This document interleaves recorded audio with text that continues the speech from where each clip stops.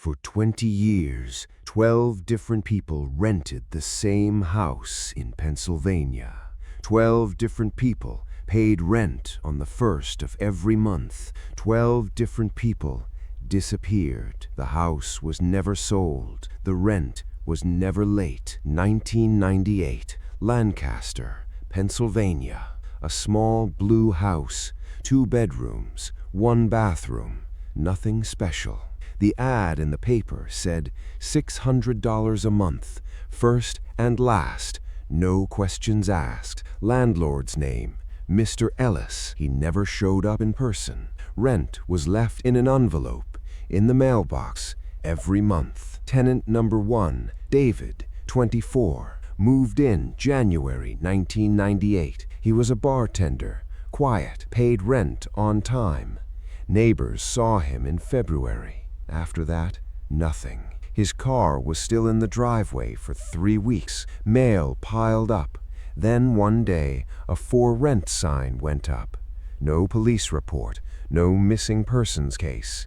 He just left. Maria, 31, moved in April 1998. Nurse, paid $600 cash on the first. Her sister called her every Sunday. The calls stopped in June. Her apartment was clean, dishes in the sink, bed was made.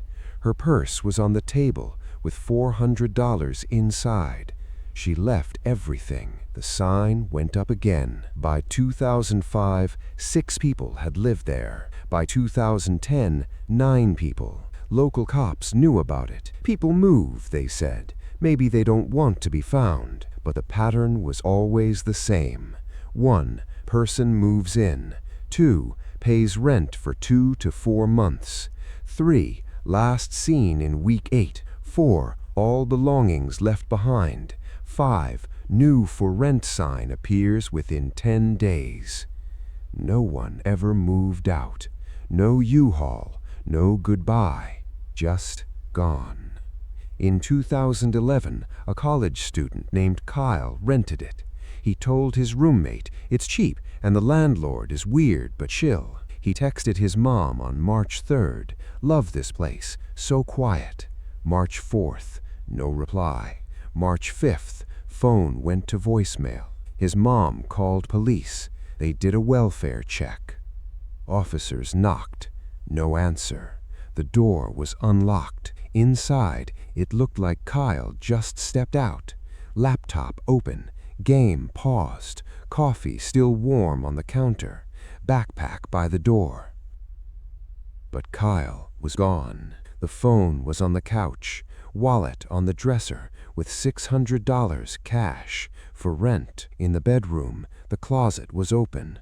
All his clothes were there. On the wall, written in pencil, very small, "Don't pay late." The officers looked at each other.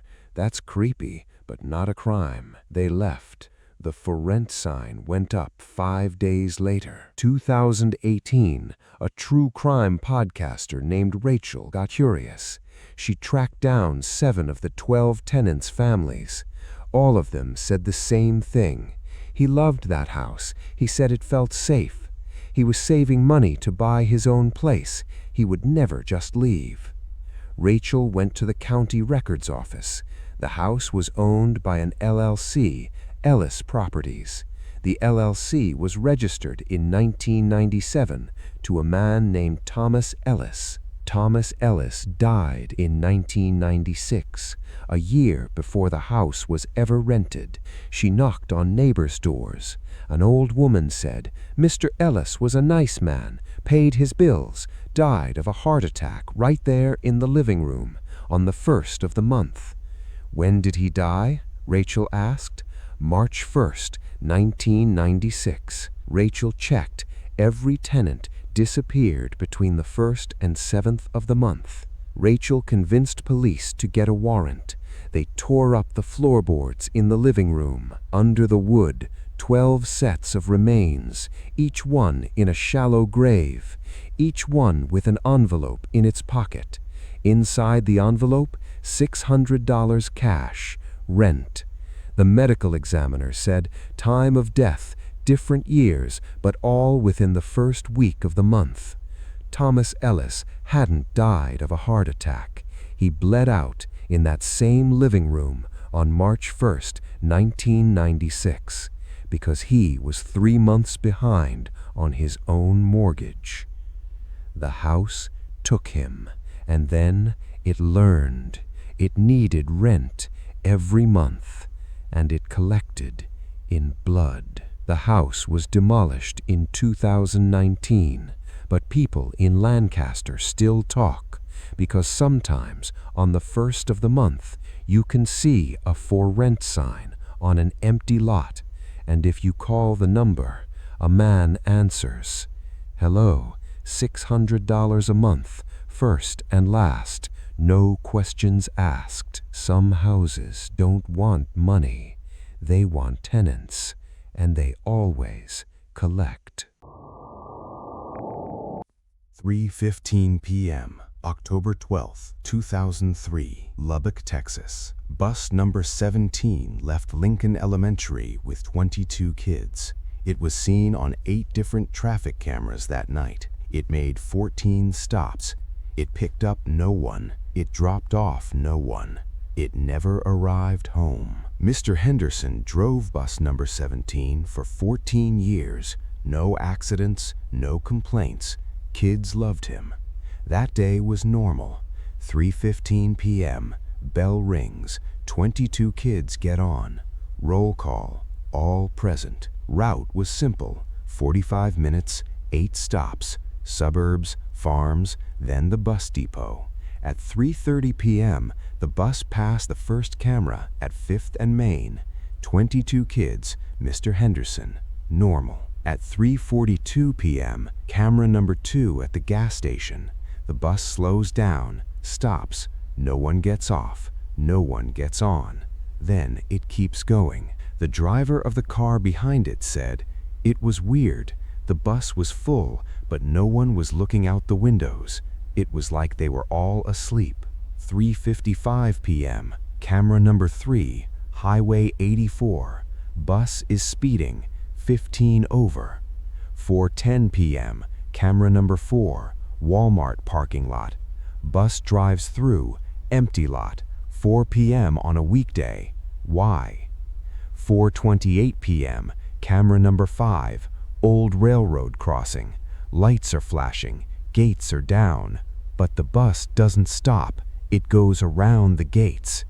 4:50 p.m., camera number 6, Desert Road, 20 miles from the school. No houses, no stops, just the bus, driving in circles. 5:15 p.m., camera number 7, same intersection as camera number 1. The bus is back where it started, 1 hour later. 5:30 p.m., last camera. Bus drives into an abandoned warehouse district. Then, nothing. No exit footage, ever. 6 p.m., parents start calling, "Where's my kid?" Police find bus number 17's last GPS ping at 5:31 p.m., the warehouse district. They search all night. 100 officers, dogs, helicopters. At 7 a.m., they find the bus. Empty. Doors open. Engine still warm. Keys in the ignition. Mr. Henderson's jacket on the driver's seat. All 22 backpacks on the seats, zipped.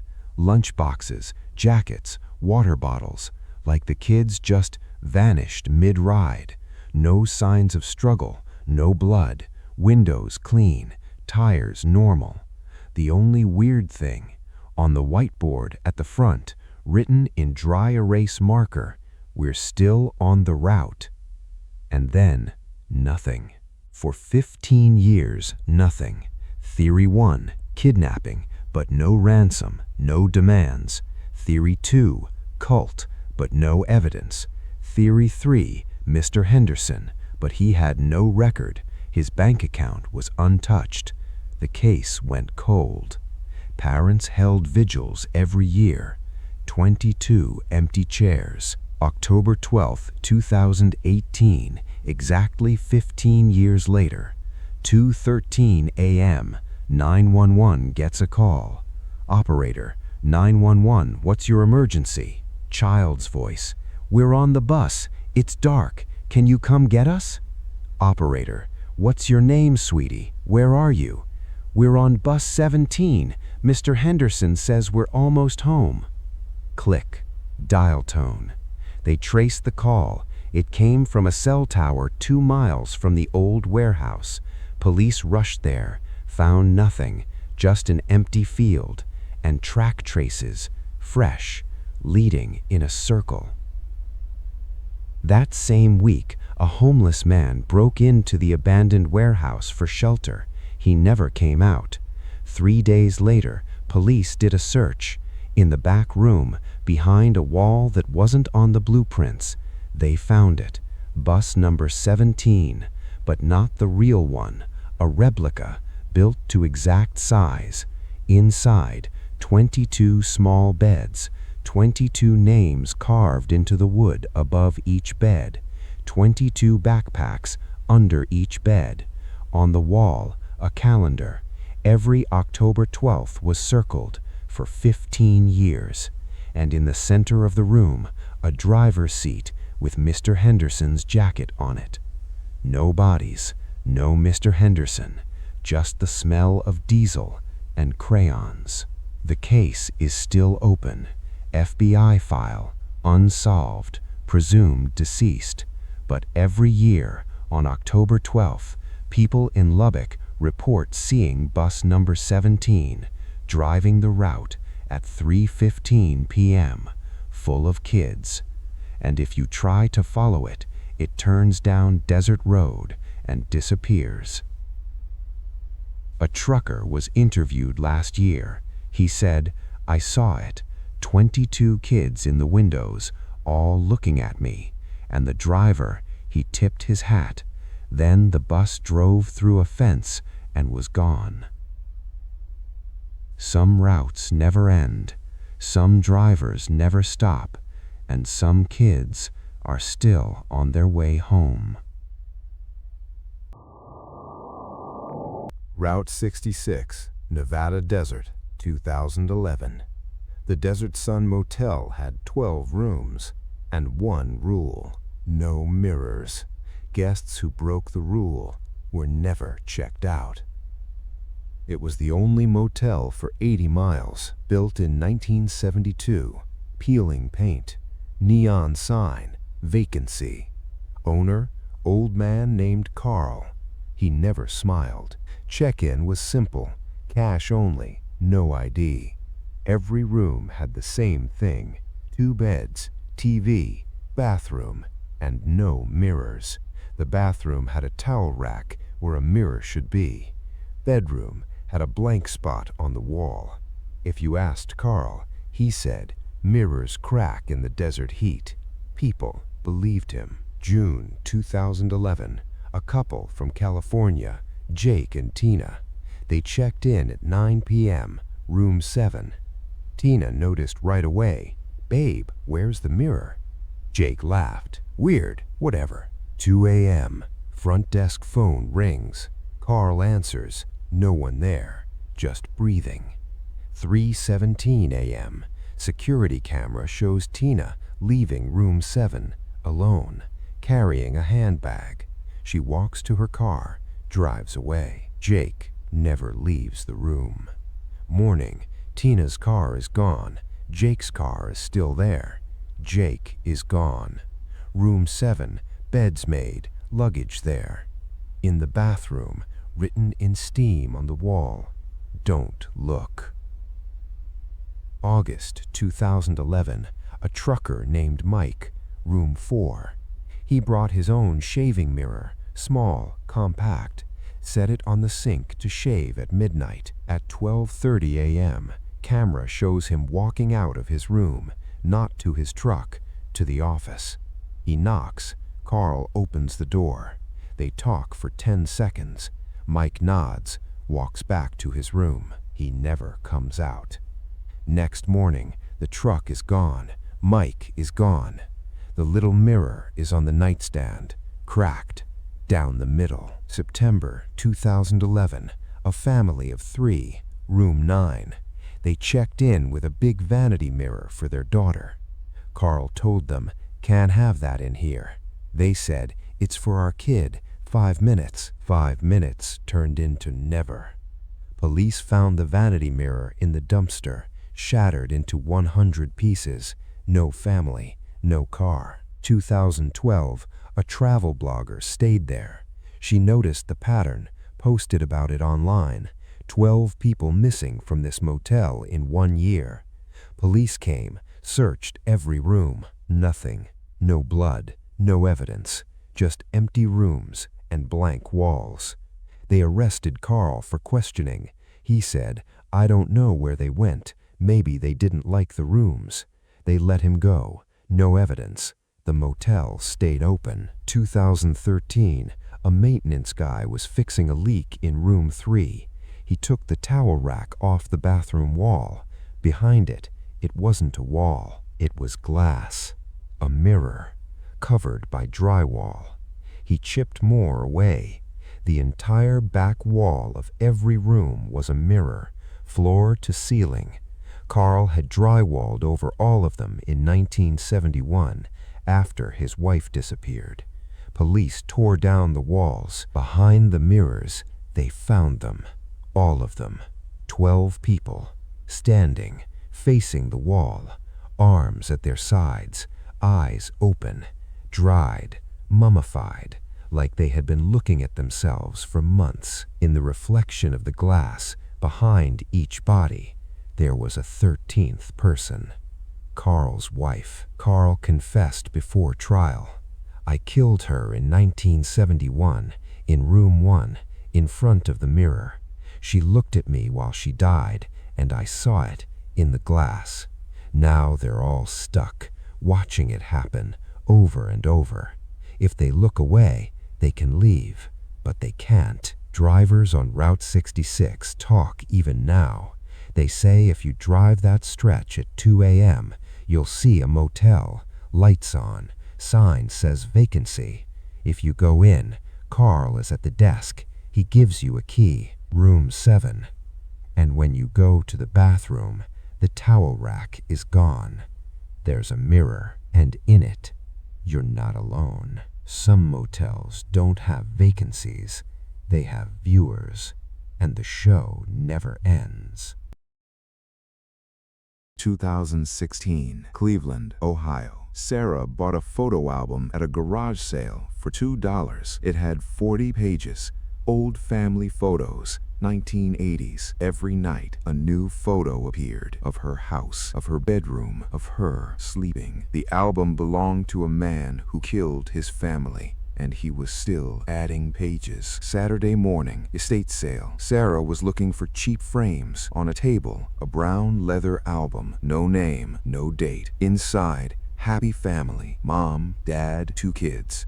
Barbecues, birthdays. Christmas 1985. The lady running the sale said that was the Millers from down the street. Tragic. Happened in '86. Sarah bought it. Thought it was sad but pretty. She put it on her coffee table. Sunday night, 11 p.m. Sarah was watching TV. She flipped through the album again. Stopped at page 20. There was a new photo. It was her living room, taken from the couch, looking at the TV. She was in it, sitting on the couch, asleep. Timestamp on the corner, 11:02 p.m. Today. Sarah dropped the album.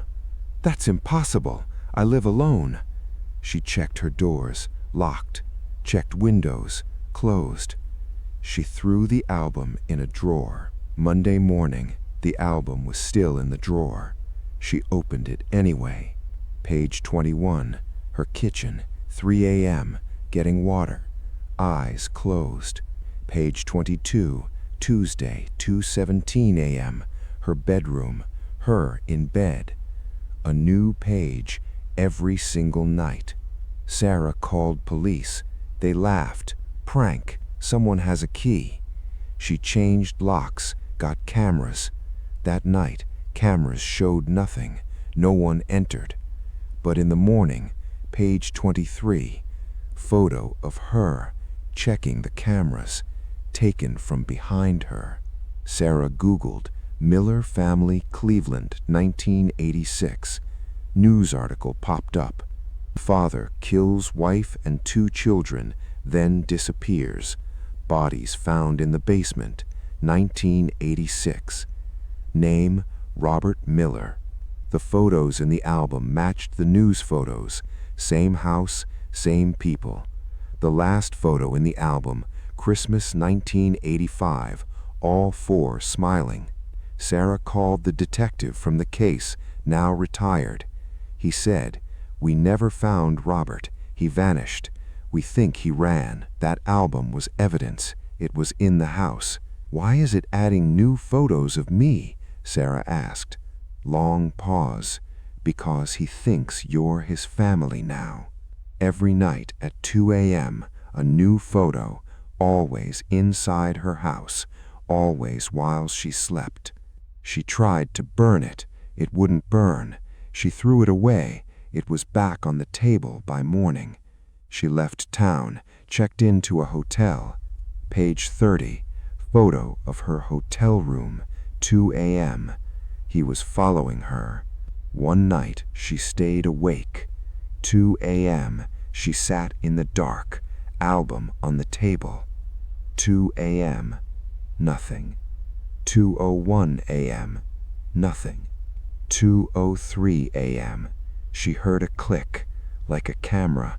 She opened the album. Page 31. Photo of her sitting at the table, staring at the album, taken from across the room. She was not alone. Detective said the Millers were found in the basement. Robert took photos of them before. Sarah went to the basement. It was empty, just concrete.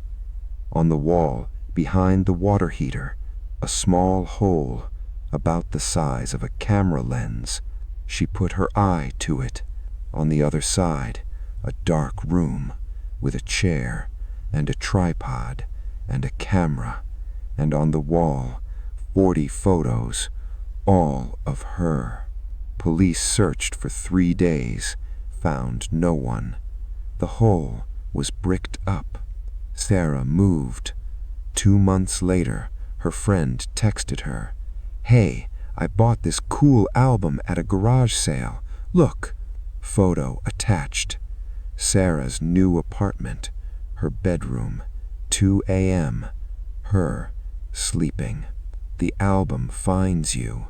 It doesn't matter where you go, because Robert Miller is still looking for his family, and every time you sleep, he takes another picture. Don't buy old photo albums. Some memories don't want to be forgotten.